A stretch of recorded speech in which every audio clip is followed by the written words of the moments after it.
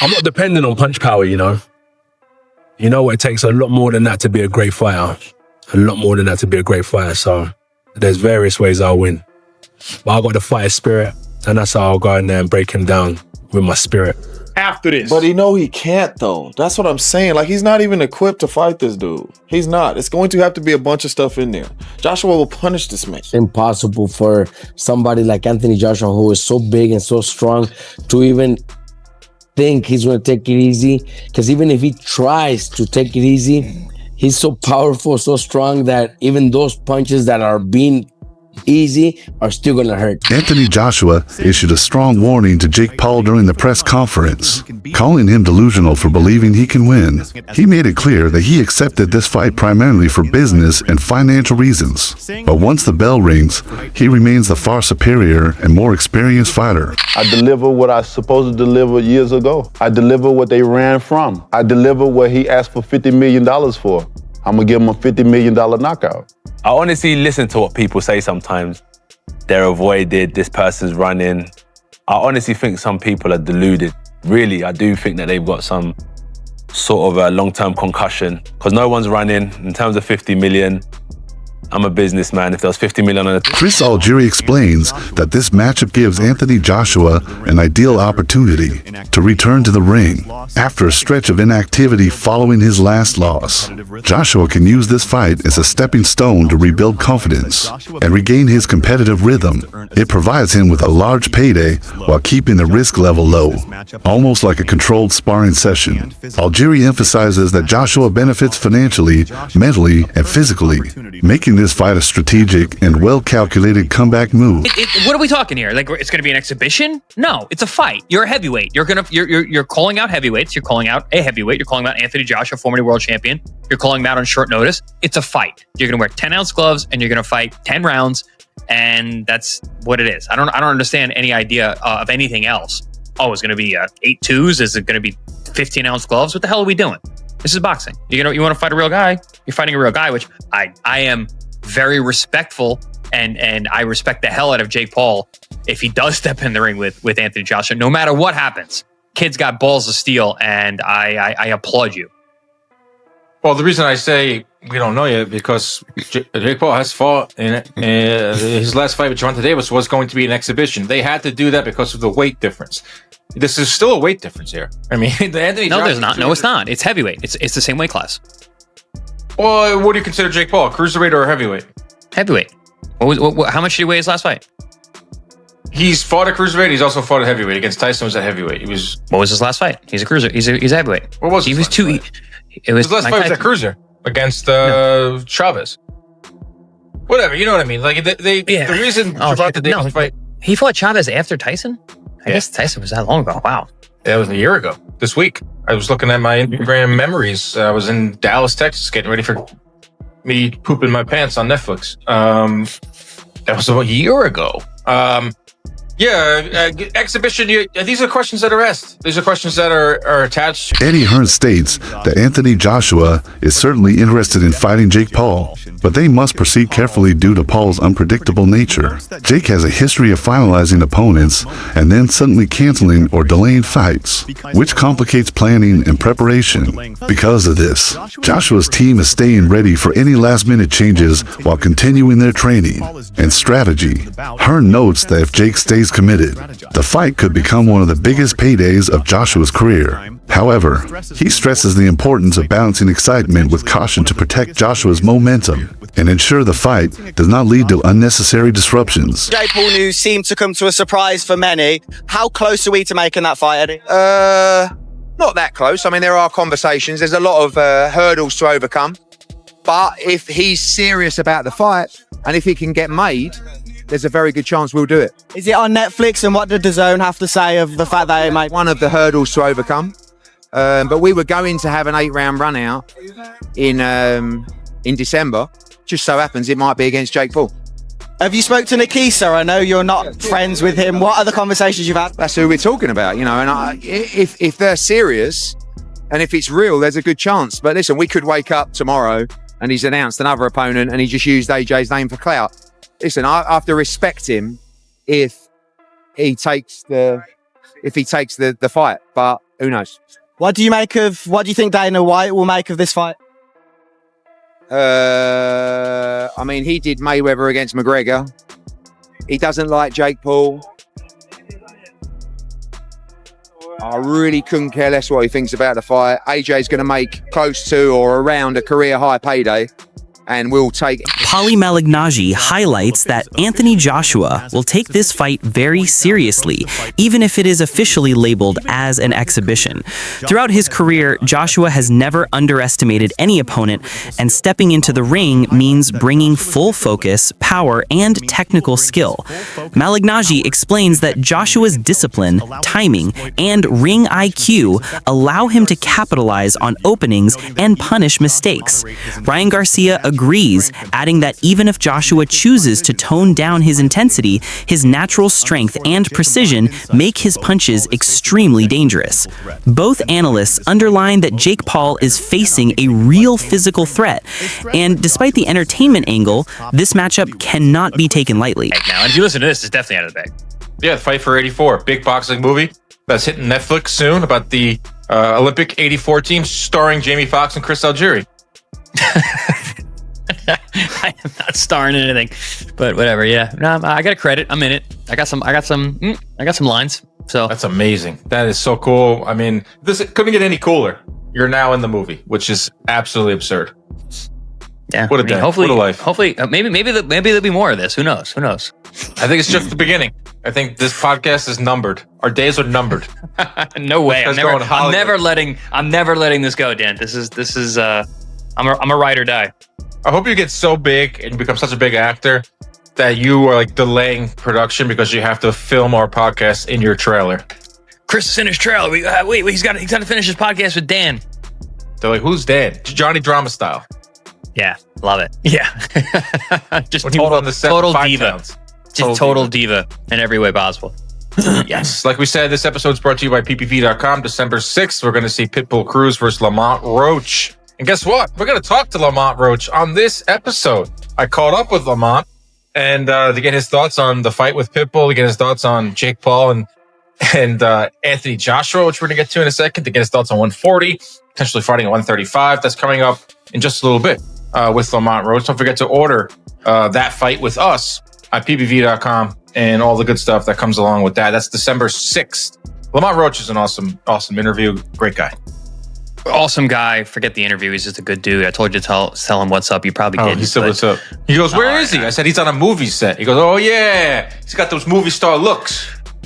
See, that's what I get. But yeah, no, he's a good dude. We see him. He trains down in Florida now. He's over at the Pro Box TV training facility. So we get to see him down there training. He's whipping on all the guys over there. But good people, good dude. Good. His dad's awesome. His brother Jordan's great. He's another one to look out for. I think he's a flyweight? I think he's a flyweight coming up, or a bantamweight. But yeah, great family, good boxing family, great boxing heritage. Yeah, and I can't wait for that mega card. Big card, December 6th, and he's the headliner. So we're going to get to him in a second. Some big news broke. Shocking news. According to Ring Magazine, Anthony Joshua is going to step in for Gervonta Davis and fight Jake Paul. We don't know yet if it's an exhibition. We don't know yet the rules set. We don't know the date. These are preliminary talks that are ongoing. Yes, I work for MVP. Dave Allen criticizes the idea that Anthony Joshua should avoid fighting Jake Paul just because the matchup appears unconventional or entertainment-based. He points out that Joshua is still in peak physical condition and, unlike retired fighters, has not lost his speed or power. According to Allen, many fans underestimate the seriousness of these events, treating them as spectacles, but Joshua's athleticism, strength, and skill remain elite. He stresses that this fight is not merely for show. Joshua's experience means he can dominate any opponent. Allen warns that casual viewers may misjudge the danger Jake Paul faces and that the matchup demands respect and serious preparation. Probably shouldn't be licensed, but Florida are a very kind of easy commission to get. Yeah, it'll be called an exhibition. It will be an exhibition. It probably will be called an exhibition. What's the point? For me, as long as that fight you mentioned just now, Spencer, as long as that roadmap is there and it's signed that he fights an interim guy as a warm-up afterwards and fights Tyson Fury next year and Fury's on board, I'm great with it. Otherwise, I do think his legacy's damaged if his last fight is with Jake Paul. An exhibition is just a waste of time. They're for retired fighters. For retired fighters, it's a load of rubbish. Yeah, listen, the guy's still in his athletic prime. I personally don't see the reason why they can't just do the Tyson Fury fight. Why do we need interims? Well, we all want that. Yeah, but why do we need interims? Why do we need warm-ups? We're talking about two experienced guys who've been the best, as you just said, of the last 10, 20 years. Let's get the fight on. It's as ridiculous as Gervonta Davis going in with him, basically, isn't it, with Jake Paul, Quite frankly? different mindsets. And what, again, listening to Eddie today and what he was saying, the damage that Anthony Joshua suffered mentally, not physically, because physically he's still all there, but mentally against Daniel Dubois, he needs to go through that process again. And they said, and that's just the whole getting your hands wrapped up, doing it, whether it's Jake Paul, whether it's a top 100 fighter, you go, that's the way Anthony Joshua ticks. He needs that before going into the... All roads lead to Fury, right? We all know that. Whether Fury... Analysts note that Jake Paul is now stepping in with an opponent who is far more competitive and active compared to the older or retired fighters he has previously faced. This makes the fight more exciting, but also significantly more dangerous. They point out that Joshua's level of power, skill, and experience surpasses anything Paul has encountered before. While the matchup is competitive in terms of public interest, the physical risk for Paul is undeniably higher. Experts also express concerns about Jake's safety, given Joshua's punching power and heavy-handed style. Maybe even bigger than the Mike Tyson fight. It's hard to say, really. Tyson was a big name, but it's going to do numbers regardless, because Joshua is a big name, and then people are going to be tuning in to see Jake Paul get knocked out. Right now, Eddie Hearn talks about Jake Paul taking this Joshua fight. I mean, my estimations of Jake Paul would go through the roof if he signs to fight Anthony Joshua, because I just can't believe in my mind that he would do something like that. I mean, Gervonta was a smart one because of his size. Like, you know, I think actually he would have had a lot of success against Jake Paul, but the size is a problem. But this would just be, you know, like if Jake Paul was to take the fight with AJ, you'd really have to maybe carry his balls in a wheelbarrow on the ring walk, you know, because AJ wouldn't mess around in there. You know, so it would be huge, but nothing, you know, to tell you it's close. Just a few conversations so far. Damn right, if Jake Paul takes this fight, he's got some major balls on him. And I know people hate influencer boxing, but come on, he's not fighting an old, retired, past the prime MMA fighter. No, he's fighting a legit boxer who's massive, 6'5", 6'6", jacked, 240, 250 pounds, shredded, power puncher. Do we need to remind ourselves of what Joshua did to Francis Ngannou? Francis Ngannou was coming off a pretty good performance over Tyson Fury. He didn't get the win in that fight, but you could argue that he did actually win that fight. And Ngannou, throughout his entire MMA career, in 4-ounce gloves, very rarely got hit. He could take a punch. He's got a big, fat African head. Big, thick neck, traps, back. He just can't really be hit. And look what Joshua did to Ngannou. Out cold. So what do you think Joshua is going to do to Jake Paul? Jake Paul better start loading up on that Trenbolone. He needs to start eating Anavar like Skittles. Analysts emphasize that Anthony Joshua's credentials, Olympic gold medalist and former heavyweight champion, make him an extremely serious opponent under any circumstances. His combination of technique, power, and experience sets him apart from all of Jake Paul's previous opponents. Joshua's ability to read opponents, adjust strategies mid-fight, and deliver precise, punishing shots means that even small mistakes from Paul could result in severe consequences. Medalist, unified champion at the heavyweight division. He is 6'6", 250 pounds. And also, I do think... Oh, my God. I do. No, Jake Paul 6'1", about 220. I want to say this, though. I think Anthony Joshua, he's made stupid money in his career. Dumb money in his career. I don't think he's going to be in a position to be accepting BS terms with Jake Paul if this is really what's going to end up happening. I think we're actually going to get to see Jake Paul against a former heavyweight champion of the world. Do I think that's a smart idea? Absolutely not. For Jake Paul, do I think it would sell? Absolutely. Do I think it'd be very interesting and people would tune in to see if he gets his head knocked off? Absolutely. I genuinely, I hate to say it, experts explain that this fight is far from casual and demands full concentration and respect for Joshua's abilities. His physical advantages, reach, strength, and conditioning give him control over the pace and distance of the fight. While Jake Paul remains confident, entering the ring against a former world champion carries serious risks. Analysts add that Joshua's experience against elite heavyweights has sharpened his timing, defense, and ring intelligence, giving him the capability to dominate even unconventional fighters. This matchup represents a major test of Paul's skills and composure. We see Alexander Usyk, who's now the undisputed, one of the greatest heavyweights of all time now after beating all these guys. He was a smaller guy.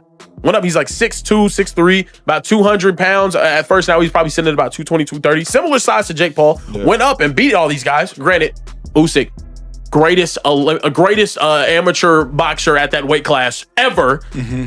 I think it's going to be interesting, but I do think Jake Paul is in a good position. The only fear is this. I hate to give him credit. If Jake Paul gets his block knocked off completely. Yeah, very possible. The Jake Paul experiment is over. It's a wrap. Because if you step into the ring, everybody thus far is wondering and has wondered, like, what would happen versus a legitimate boxer? Yeah. And in their relative shape. Not a 50-year-old Floyd. Yeah. Not a 60-year-old Mike. We've all asked ourselves, well, what happens if you fight a real fighter? The problem is, once you fight a real fighter and you get beat down, the hypothesis is gone. So now we don't need to wait to see the experiment. Y'all know what we do every year. We say the best college team could beat the worst NFL team. Yeah, and it's nasty. A fun debate. Yeah. Because if you don't really know ball, if you don't really know ball though, you'll be like, man, but if 10 players on Georgia would start for the Cleveland Browns right now. But if they actually... Newscasting style Ade Oladipo points out that this fight is one of the most highly anticipated events, drawing massive attention from fans and media around the world. Anthony Joshua's legacy as a former heavyweight champion and Olympic gold medalist brings credibility and excitement, while Jake Paul's popularity boosts the hype even further.